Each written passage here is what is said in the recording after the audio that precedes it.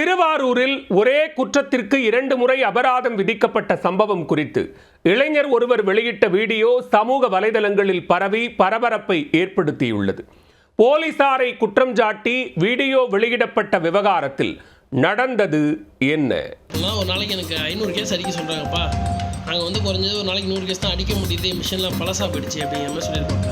எல்லா பேப்பரும் கரெக்டாக வச்சுருந்து அரசாங்கத்துக்கு சட்டத்துக்கு உட்பட்டு இருக்கிற நமக்கே இப்படி ஃபைன் போட்டாங்கன்னா இப்போ இருக்கிற பொருளாதார நெருக்கடியில் நம்ம எப்படி மேனேஜ் பண்ணுறது? நாகை மாவட்டம் போலகம் பகுதியைச் சேர்ந்த அப்துல் மாலிக் பொறக்குடி பகுதியில் கடந்த 2 வருடமாக ஹார்ட்வேர்ஸ் கடை நடத்தி வருகிறார். கடந்த 16ஆம் தேதி அப்துல் மாலிக் தனது சரக்கு வாகனத்தின் மூலம் திருவாரூரில் உள்ள ஹார்ட்வேர்ஸ் கடையிலிருந்து லோடு ஏற்றி வந்துள்ளார். திருவாரூர் மாவட்டம் முடிகொண்டான் என்கிற இடத்தில் நன்னிலம் சிறப்பு காவல் உதவி ஆய்வாளர் கோபால் தலைமையிலான போலீசார் அந்த வாகனத்தை மறித்துள்ளனர். அப்போது வண்டி எங்கிருந்து எங்கு செல்கிறது என்பதை கேட்டுவிட்டு அனுப்பி வைத்திருக்கிறார்கள். இந்த நிலையில் மாலை 6 மணிக்கு அப்துல் மாலிக்கின் மொபைல் எண்ணிற்கு ஒரு குறுஞ்செய்தி வந்துள்ளது.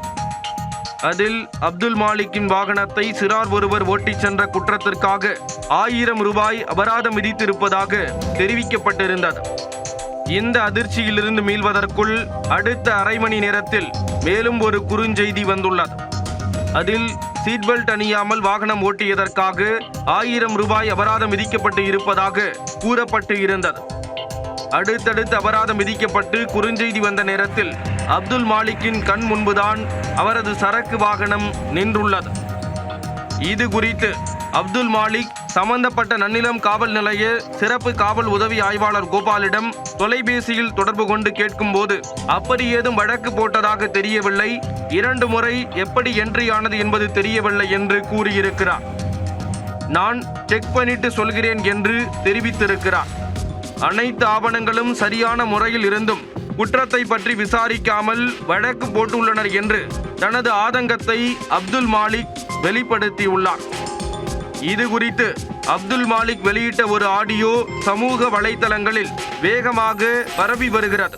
500 கேஸ் போடுங்கிறாங்க, நாங்க போடுறது இல்ல.